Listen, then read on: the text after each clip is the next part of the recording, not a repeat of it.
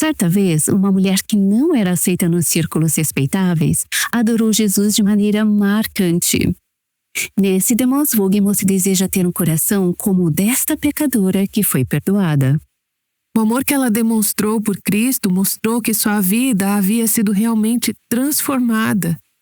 Ela era uma nova pessoa, tinha valores diferentes, tinha um propósito diferente para aquele perfume do que teria em sua vida passada.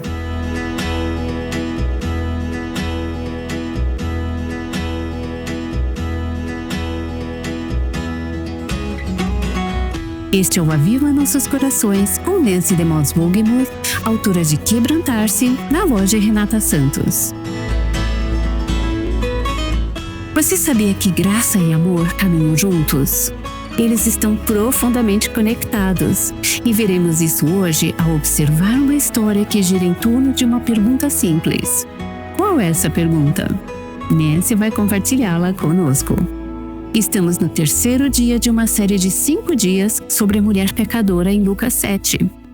Se você perdeu os primeiros episódios, pode encontrá-los no nosso site avivanossoscorações.com. Vale a pena acompanhar toda a história. Então não deixe de acessar as transcrições ao ouvir o áudio. Agora aqui está a Nancy. Se você ainda não abriu, abra em Lucas capítulo 7 e, novamente, sempre que eu estou ensinando ou quando você está ouvindo alguém ensinar a palavra, se estiver em um lugar onde possa pegar a sua Bíblia, no celular ou impressa, eu nunca vou a lugar nenhum sem uma Bíblia. Eu não estou dizendo que isso me torna espiritual, apenas que eu gosto de tê-la comigo. E eu te encorajo a acompanhar a leitura se puder. Estamos começando no versículo 36 de Lucas 7. Lembre-se dos 3 personagens principais dessa história. Há Simão, o fariseu, há a mulher pecadora, provavelmente uma prostituta, e há, graças a Deus, um Salvador. Seu nome é Jesus. Antes de entrarmos no texto, vamos pedir a ajuda do Senhor. Senhor Jesus, obrigada, porque o Senhor está aqui conosco hoje e porque é o Salvador do mundo. O Senhor é aquele que resgata tanto fariseus quanto prostitutas e todos os que estão entre esses extremos. Não importa a nossa história. Temos ambos aqui hoje e somos gratas porque a graça maravilhosa é maravilhosa. Não importa de onde viemos, o que fizemos ou quais sejam nossas necessidades. Todas nós precisamos de um Salvador. Obrigada pela tua palavra. Obrigada pelo poder dela. Obrigada porque o Senhor continua libertando mulheres, assim como vemos nesta história. Dá-nos ouvido para ouvir e corações para receber tudo que o Senhor tem para nós neste momento. Eu oro em nome de Jesus. Amém. Versículo 36, Lucas 7. Um dos fariseus convidou Jesus para que fosse jantar com ele. Jesus, entrando na casa do fariseu, tomou lugar à mesa. Foi algo bom para aquele fariseu que Jesus tenha aceitado o convite, porque seria uma oportunidade de ver o Salvador em ação e testemunhar o poder de uma vida transformada. Não é impressionante que Jesus tenha escolhido justamente uma prostituta para ilustrar o poder do Evangelho a esse teólogo, esse líder religioso? Ele precisaria tornar-se como uma criança, como um pecador, para reconhecer a sua própria necessidade antes de experimentar a salvação. Versículo 37.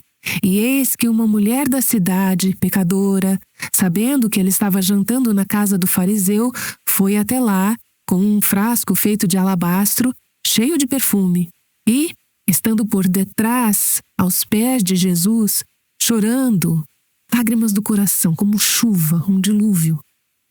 Molhava-os com as suas lágrimas e os enxugava com os próprios cabelos. Ela beijava os pés de Jesus e os ungia com o perfume. Deixa eu fazer uma pausa antes do versículo 39. Encontrei um sermão de Charles Haddon Spurgeon.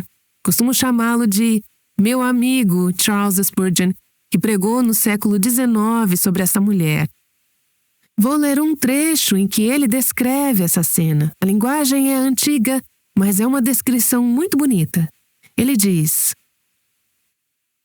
a mulher, quase sem ser notada, aproximou-se dele e, ao perceber que o fariseu havia recusado a cortesia comum de lavar-lhe os pés e que estavam marcados e cansados por suas longas jornadas de amor, começou a chorar, e as lágrimas caíram em tão grande abundância que lavaram os seus pés. Ali estava a água santa, verdadeira, cristais de arrependimento caindo em gotas, cada uma preciosa como um diamante. Nunca pés foram banhados com água mais preciosa do que aquela que fluía dos olhos penitentes. Então, soltando aqueles longos cabelos, que antes haviam sido redes do inimigo para prender almas, ela enxugou com eles os pés sagrados. Seus cabelos, que antes eram sua vaidade, agora se humilhavam e, ao mesmo tempo, eram elevados ao mais humilde serviço. Depois começou a beijar aqueles pés, prestando reverência humilde aos membros benditos. Não disse palavra alguma, mas quão eloquentes eram suas ações. Melhor do que salmos e hinos, eram esses atos de devoção. Então lembrou-se do frasco de alabastro com perfume, com o qual costumava ungir-se para agradar ao olfato e realçar sua beleza, e agora, abrindo-o, derramou o que tinha de mais precioso sobre os pés do Senhor. Nenhuma palavra saiu de seus lábios e, irmãos, preferiríamos um único amante silencioso de Jesus que agisse como ela a 10.000 faladores barulhentos que não têm presentes, nem coração, nem lágrimas. Você não ama isso? Eu vou repetir essa última frase, incluindo também as irmãs. Preferiríamos uma única amante silenciosa de Jesus. Talvez você sinta que nem sabe colocar em palavras o que Deus fez. Talvez seja uma cristã recente. Temos algumas aqui, hoje, vindas de uma casa que ajuda mulheres com dependência. E uma delas é uma nova convertida que ainda não sabe bem como expressar o que Deus fez em sua vida. E ele diz: preferiríamos uma única amante silenciosa de Jesus, que agisse como ela a 10.000 faladoras, pessoas que falam sobre religião, cristianismo e Jesus, mas que não têm presentes, nem coração, nem lágrimas. Versículo 39. Ao ver isto, o fariseu que o havia convidado disse consigo mesmo, isto é, esses são os seus pensamentos. Se este fosse profeta, o que ele diz ser? É isso que está implícito, como ele mesmo clama? Bem saberia quem e que tipo de mulher é esta que está tocando nele. Veja o escândalo disso, porque é uma pecadora. Então, ele é juiz, júri e executor. Ele é tudo isso em um só fariseu. Ele está dizendo, em essência, não há como Jesus saber que tipo de mulher é essa, o que ela fez, seu estilo de vida pecaminoso, porque, se soubesse, não permitiria que ela o tocasse, que o contaminasse dessa maneira. Portanto, a sua conclusão é: ele não deve ser quem afirma ser um profeta. Ele deve ser apenas mais um homem comum. Ou, se ele sabe quem ela é e que tipo de mulher ela é, bem, aí está outro problema, porque aparentemente ele não tem problema nenhum em ser tocado dessa maneira vergonhosa por essa mulher pecadora. De qualquer forma, Jesus é um perdedor aos olhos desse homem. Observe que esse fariseu julgou e condenou essa mulher por seus pecados. Ela é uma pecadora, enquanto estava totalmente alheio aos seus próprios pecados. Ele viu os pecados dela através de uma lupa, e os seus próprios ele não viu de forma alguma. Veja bem, é isso que os fariseus fazem. É isso que fazemos quando somos fariseus, quando somos farisaicas. Eles se exaltam e se glorificam.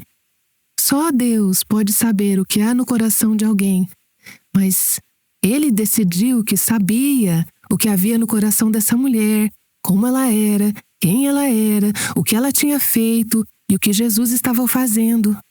Então, Ele se exaltou e se glorificou como se fosse Deus. E então os fariseus rebaixam e humanizam a Deus. Foi isso que Ele fez com Jesus. Este homem não pode ser um profeta, ele saberia disso. Ele estava se exaltando acima de Jesus, que é Deus. Ele está humanizando a Deus. E eles destroem e criticam outras pessoas feitas à imagem de Deus.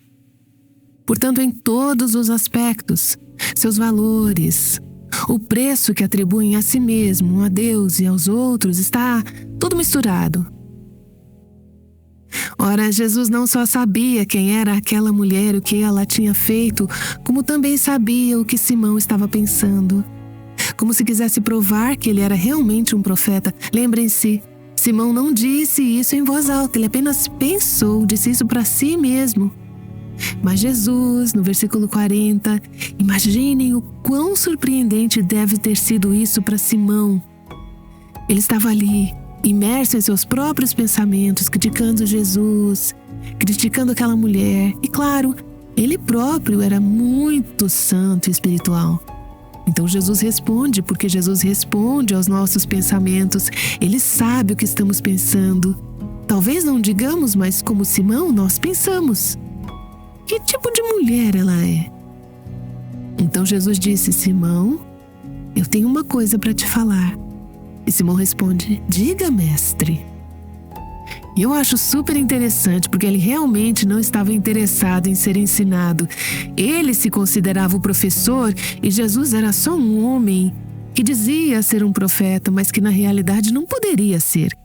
Então Jesus conta uma parábola para ilustrar uma verdade sobre perdão, humanidade e o reino de Deus. Versículo 41. Certo credor tinha 2 devedores. Um lhe devia 500 denários e o outro devia 50.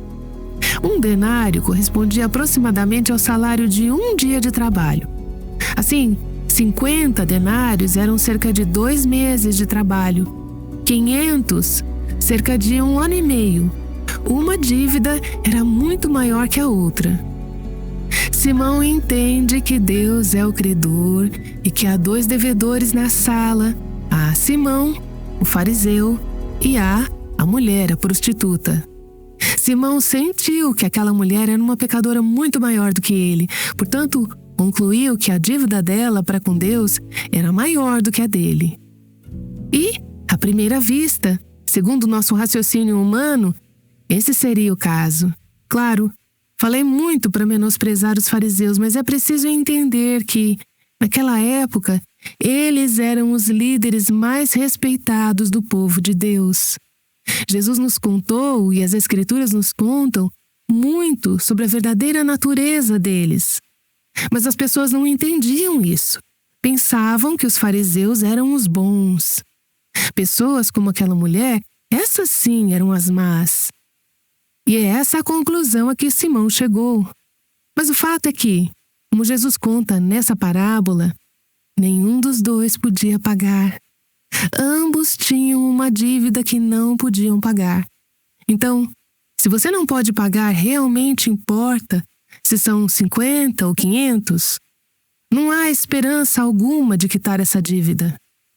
Simão não podia pagar a dívida que tinha com Deus por seu pecado, assim como aquela mulher pecadora não podia pagar a dívida que tinha com Deus por seu pecado. Ambos estavam endividados, ambos estavam insolventes, ambos dependiam da misericórdia daquele a quem deviam. Versículo 42. E como eles não tinham com o que pagar, Está claro ali, não era trocado. Era uma dívida que eles não podiam pagar. Então, o que o credor faz? Ele cancela a dívida. De quem? Dos dois. Agora, algumas traduções dizem, em vez de cancelar, perdoou graciosamente. Outras dizem, perdoou livremente. Ele cancelou. Ele perdoou graciosamente. Ele perdoou livremente a dívida de ambos. Como você pode imaginar, não é assim que normalmente funciona com credores, certo? Você está tentando pagar o saldo do carro, ou da faculdade, ou do cartão de crédito, todo mês economizando, tentando fazer o dinheiro render para pagar um pouco da dívida de cada vez. É como um laço no pescoço, uma escravidão. É pesado, fica sempre sobre a sua cabeça. Daí o banco liga e diz: está tudo perdoado, cancelado. Estamos quitando sua dívida, você está livre. Não precisa mais se preocupar com isso. Você conhece algum banco que faça isso? Nem pensar. Esse tipo de perdão é impensável. A palavra usada aqui no grego para cancelar a dívida é um termo comercial comum, usado exatamente dessa maneira, para perdoar uma dívida financeira. Mas é também uma palavra usada mais tarde, no Novo Testamento, para descrever o dom gratuito da graça de Deus e o perdão que Ele concede aos que creem em Cristo.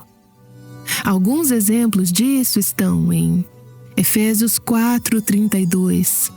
Perdoando uns aos outros, como também Deus em Cristo perdoou vocês. Colossenses 2:13. Perdoando todos os nossos pecados, cancelando o escrito de dívida que era contra nós. Um termo comercial que passa a descrever o que acontece nessa grande troca da salvação. Temos uma dívida que não podemos pagar. Então, 50 denários, 500 denários, não importa se você não pode pagar a sua dívida. E Jesus diz que o credor cancela ambas. Nessa palavra grega usada aqui, parte dela é a palavra charis, que significa graça. O credor tratou aquelas dívidas com graça. E você pode dizer, mas por que isso é graça? Ele simplesmente poderia cancelar. Não. Quando o credor cancelou aquelas dívidas, ele ficou com o prejuízo. Ele assumiu a dívida sobre si mesmo. Não existe perdão gratuito. É gratuito para nós, mas alguém precisa pagar. O credor, a quem devíamos, assume o custo. Então o credor tratou ambas as dívidas com graça. Ele teve misericórdia dos dois. E Jesus diz a Simão: qual deles o amará mais? Observe a palavra amar, porque ela volta a aparecer nesse texto. Isso me chamou a atenção nos últimos dias, enquanto eu continuava meditando nessa passagem. O amor é o coração dessa história, é o coração desse episódio, é o que faltava em Simão. É o que essa mulher tinha em abundância, porque havia sido perdoada em abundância. E vemos que existe uma relação entre o tamanho da dívida perdoada e a capacidade de amar aquele a quem se devia. Então, qual deles o amará mais? Ele não pergunta qual deles o amará. Imagino que o homem perdoado de 50 denários amaria um pouco. Mas o que foi perdoado de 500 denários, 1 ano e meio de salário, amaria mais. Por quê? Porque tinha uma dívida maior. Portanto, maior perdão, portanto, maior amor. Simão respondeu, versículo 43. Penso que é aquele a quem mais perdoou. Ao que eu escrevi nas minhas anotações. Claro! Você pode imaginar Simão se remexendo e pensando: onde é que isso vai dar? Acho que ele temia ser exposto.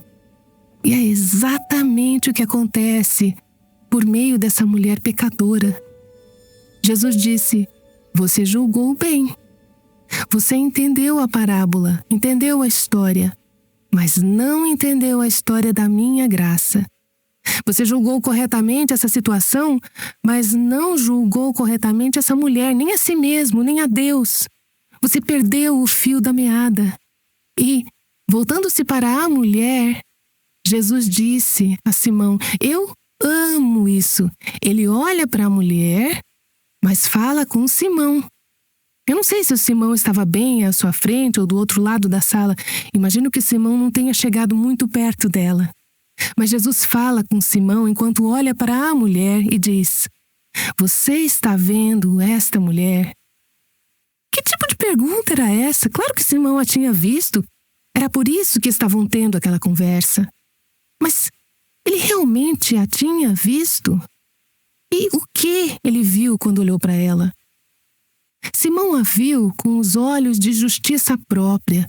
Viu o seu fracasso, sua culpa, sua vergonha.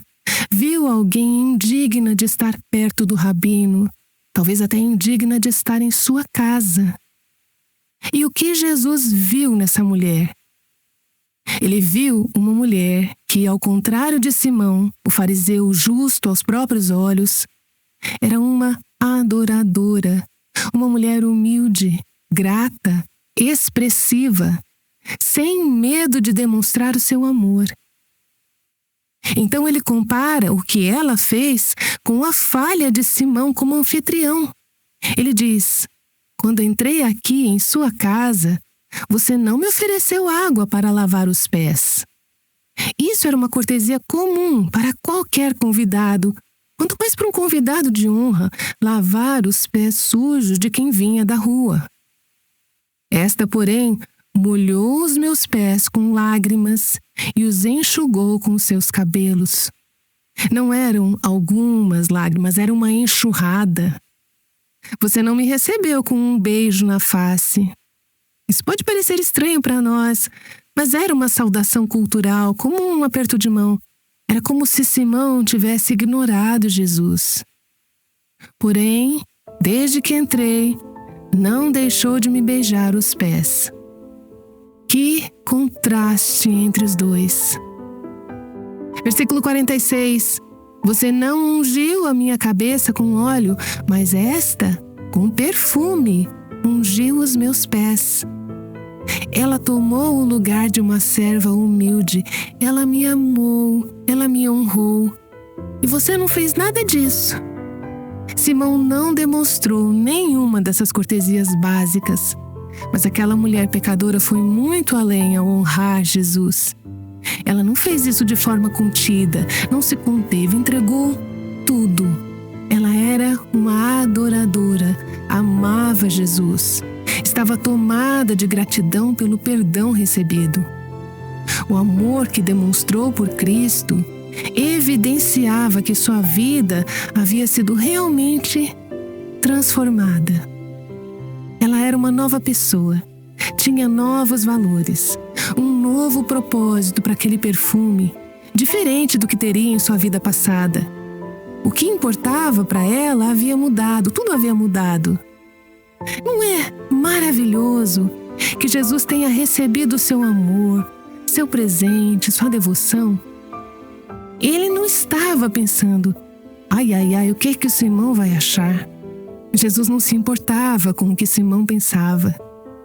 Na verdade, talvez estivesse satisfeito por saber o que Simão pensava para poder ir ao coração do problema dele. Porque Simão também precisava de um Salvador. Mas ouça, quando você vem a Jesus, humilde, quebrantada, perdoada, purificada, amando e adorando, talvez você não tenha todos os termos teológicos, talvez você não faça tudo de uma maneira socialmente adequada.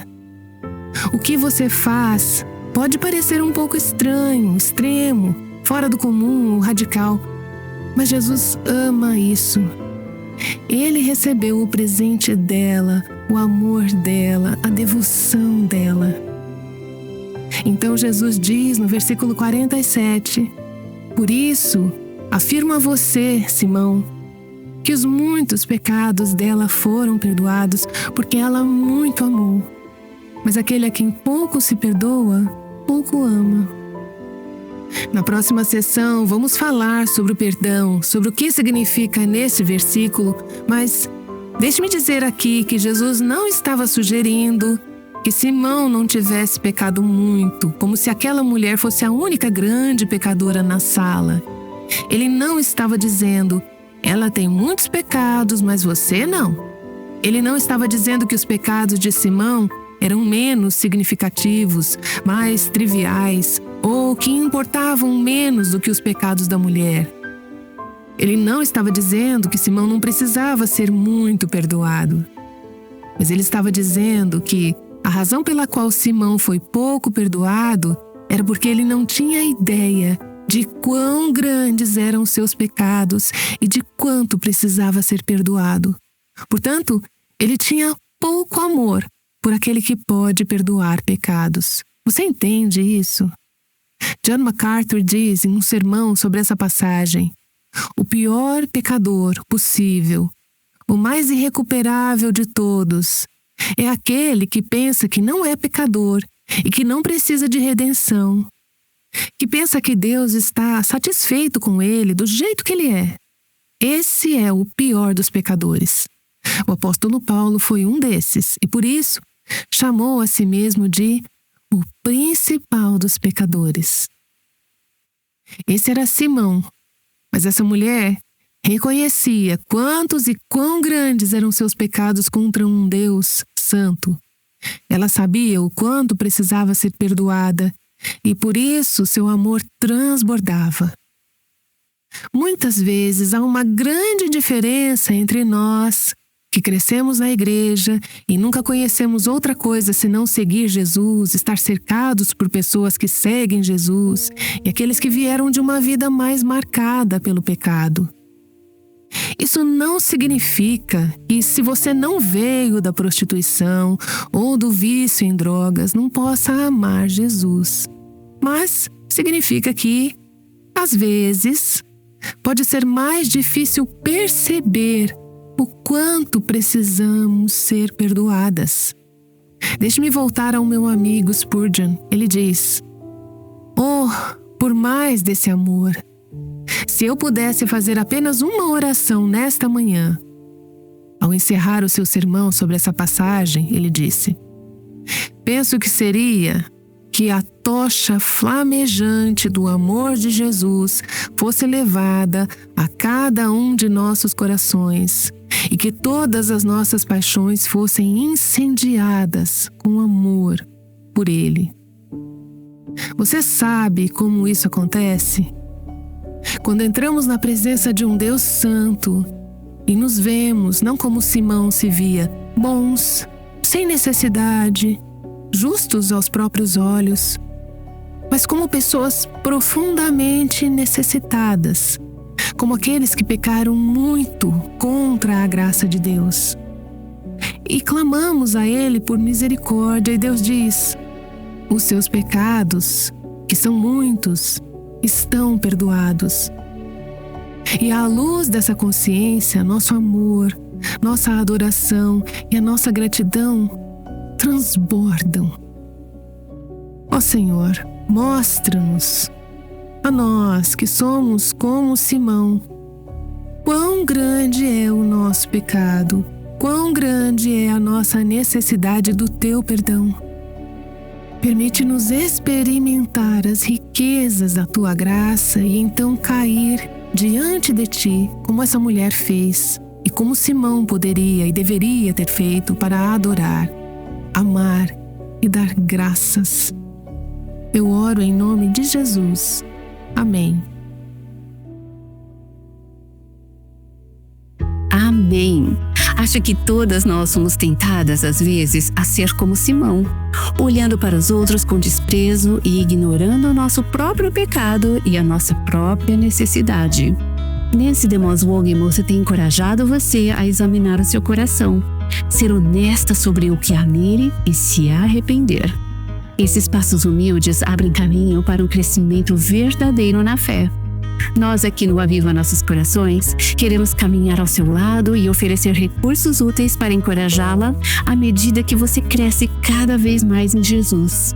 Isso mesmo, Raquel. E ao fazer isso, queremos ajudá-la a abraçar o propósito para o qual Deus a criou, o plano que Ele tem para a sua vida. Uma mulher que tem ouvido o Aviva Nossos Corações há algum tempo, nos enviou recentemente esta mensagem. Obrigada por todos esses anos de estudos bíblicos diligentes, consistentes e cheios de verdade, programas de rádio, podcasts, livros e conferências. Eu cresci espiritualmente, fui inspirada a buscar novas maneiras de compartilhar minha fé. Fui consolada quando estava tão ferida que mal conseguia respirar. O Aviva Nossos Corações me ensinou sobre o meu verdadeiro propósito como mulher cristã. Você consegue imaginar se houvesse milhares, talvez milhões de mulheres assim ao redor do mundo, refletindo a beleza de Cristo e do seu Evangelho? Sou muito grata por podermos ministrar a essa mulher e a tantas outras dessa forma, e pela maneira como temos levado verdade bíblica, esperança, consolo e muito mais a incontáveis mulheres ao longo dos últimos 20 anos. E deixe-me dizer, se você já contribuiu com este ministério, você faz parte disso. Costumamos dizer que o Senhor é o nosso maior doador, com D maiúsculo. Confiamos que Ele suprirá os recursos necessários para continuar este ministério. E Ele faz isso por meio de ouvintes como você, seja através das suas orações ou das suas contribuições financeiras. Agradecemos por seu apoio ao ministério Aviva Nossos Corações. Visite o nosso site e saiba como fazer a sua contribuição em avivanossoscorações.com. Amanhã ouviremos sobre uma mulher cuja história foi marcada por muita dor. No entanto, seu foco não estava nos pecados cometidos contra ela, mas no incrível presente do perdão que recebeu pelos seus próprios pecados. Esperamos você amanhã aqui no Aviva Nossos Corações. O Aviva Nossos Corações é o ministério em língua portuguesa do Revive Our Hearts com Nancy DeMoss Wogemuth, sustentado por seus ouvintes e dedicado a chamar as mulheres à liberdade, plenitude e abundância em Cristo.